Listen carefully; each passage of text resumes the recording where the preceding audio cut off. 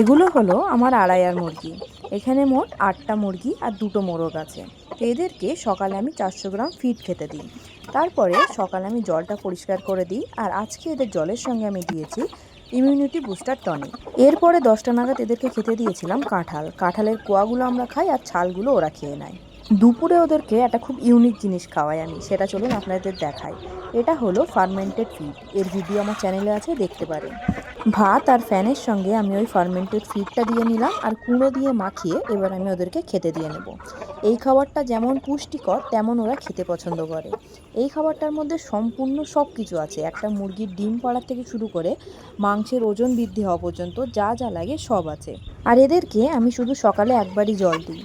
তারপরে যতবার আমি ফার্মে আসি এইভাবে নোংরা জলটা ফেলে দিই। ফেলে দিলেই ওদের জলটা পরিষ্কার হয়ে গেল, আর আমার খাটনিটাও কম হলো।